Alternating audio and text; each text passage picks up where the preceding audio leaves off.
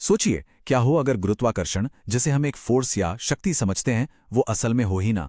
क्या हो अगर वो बस स्पेस और टाइम के फैब्रिक में, उसके ताने बाने में आया हुआ एक मोड़ हो, एक कर्व। आज हम इसी कमाल के रेवोल्यूशनरी आइडिया की गहराई में उतरेंगे। एक ऐसा विचार जिसने हमारी रियलिटी की समझ को, हकीकत को हमेशा हमेशा के लिए बदल कर रख दिया। एक गिरता हुआ सेब और एक विशालकाय ब्लैक होल। सुनने में तो लगता है कि इनमें कोई कनेक्शन हो ही नहीं सकता, है ना? लेकिन ये दोनों चीजें एक ही कॉस्मिक लॉ से, एक ही ब्रह्मांडीय नियम से बंधी हैं। और यही वो पहेली है जिसे आज हम साथ मिलकर सुलझाएंगे।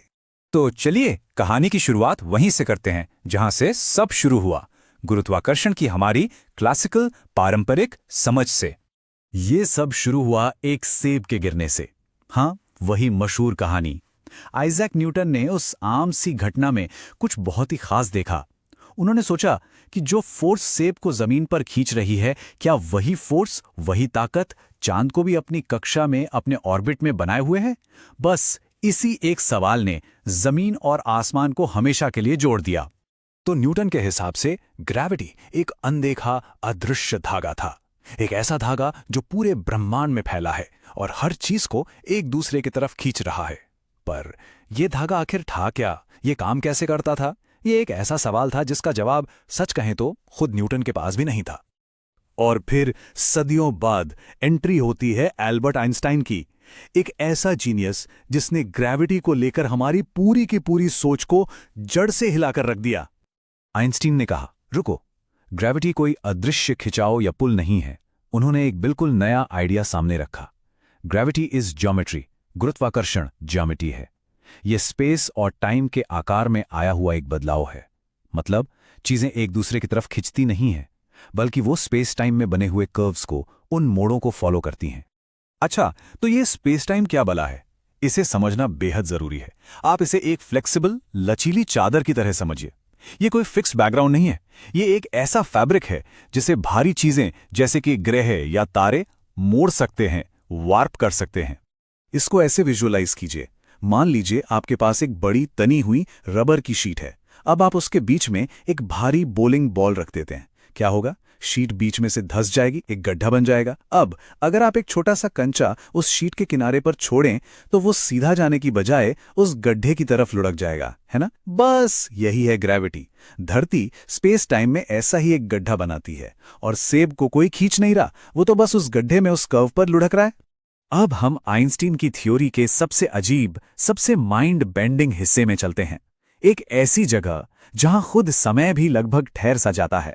हम बात कर रहे हैं ब्लैक होल्स की। तो एक ब्लैक होल बनता कैसे है? सोचिए, एक बहुत ही विशाल तारा है, सूरज से कई गुना बड़ा। जब उसका ईंधन, उसका फ्यूल खत्म हो जाता है तो उसकी अपनी ही ग्रेविटी उस पर हावी हो जाती है। वो तारा अपने ही वजन के नीचे पिचक जाता है और कोलैप्स होकर एक बेहद छोटी सी जगह में सिमट जाता है। ये स्पेस टाइम में इतना गहरा गड्ढा बना देता है, इतना गहरा कि वहां से कुछ भी बाहर नहीं आ सकता, लाइट भी नहीं। और यहीं पे चीजें और भी ज्यादा अजीब हो जाती हैं। एक चौंकाने वाला सच ये है कि ग्रेविटी समय की रफ्तार को धीमा कर देती है। जी हां, आपने सही सुना।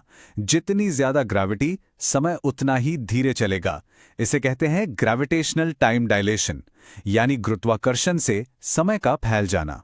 अब देखिए, धरती जैसी जगह पर यह असर बहुत बहुत मामूली होता है, हमें महसूस भी नहीं होता। लेकिन जैसे जैसे हम ज्यादा ग्रेविटी वाली जगहों के पास जाते हैं, समय की रफ्तार धीमी होती जाती है। और जब हम एक ब्लैक होल के इवेंट होराइजन के पास पहुंचते हैं तो वहां समय लगभग जम सा जाता है, मानो फ्रीज हो गया हो। चलिए, अब इस बड़े कॉस्मिक स्केल से थोड़ा हटकर एक थॉट एक्सपेरिमेंट पर आते हैं। एक ऐसा प्रयोग जो समय की इस अजीब हकीकत को एक ह्यूमन लेवल पर, इंसानी पैमाने पर समझने में हमारी मदद करेगा। तो मिलिए एना और एलेना से।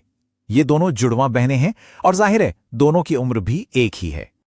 अब होता यह है कि एलेना एक सुपर फास्ट स्पेसशिप में बैठती है जो लगभग प्रकाश की गति से चलती है और तारों की सैर पे निकल जाती है। और एना वो यहीं पृथ्वी पर ही रुक जाती है। अब यहां आता है कहानी में ट्विस्ट। जब एलेना अपनी यात्रा पूरी करके वापस लौटती है तो एक बहुत ही अजीब चीज होती है। उसके हिसाब से, उसकी घड़ी के हिसाब से सिर्फ 5 साल बीते हैं। लेकिन जब वो पृथ्वी पर एना से मिलती है तो पता चलता है कि यहां तो 50 साल गुजर चुके हैं। एलेना अपनी ही जुड़वा बहन से 45 साल छोटी रह गई है। ये है रिलेटिविटी का कमाल। और नहीं, ये कोई साइंस फिक्शन कहानी नहीं है, ये फिजिक्स का एक रियल कॉन्सिक्वेंस है। सिद्धांत सीधा सा है, कोई भी चीज स्पेस में जितनी तेजी से चलती है वो टाइम में उतनी ही धीमी हो जाती है। ये इतना सच है कि हमारे फोन में जो जीपीएस सैटेलाइट्स हैं उन्हें भी इस टाइम डायलेशन के लिए रोजाना करेक्ट करना पड़ता है, वरना वो कुछ ही घंटों में बेकार हो जाएंगे। तो अगर मेरा समय और आपका समय अलग अलग रफ्तार से चल सकता है, अगर ग्रेविटी और स्पीड उसे बदल सकते हैं, तो फिर अभी का नाउ का मतलब क्या हुआ? यह एक ऐसा सवाल है जो हमें हकीकत की बुनियाद पर ही सोचने को मजबूर कर देता है। तो इन सब बातों का मतलब क्या है? पहली बात, टाइम को यूनिवर्सल कांस्टेंट नहीं है, वो सबके लिए एक जैसा नहीं बहता। हर घड़ी, चाहे वो किसी इंसान की हो या किसी ग्रह की, अपनी अपनी रफ्तार से चलती है।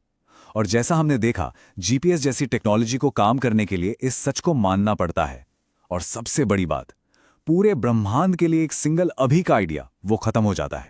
और आखिर में हम आइंस्टीन के ही एक कोट पर रुकते हैं। उन्होंने कहा था, अतीत, वर्तमान और भविष्य के बीच का अंतर बस एक जिद्दी और लगातार बना रहने वाला भ्रम है। तो क्या वाकई समय, जैसा हम उसे महसूस करते हैं, बस एक इल्यूजन है?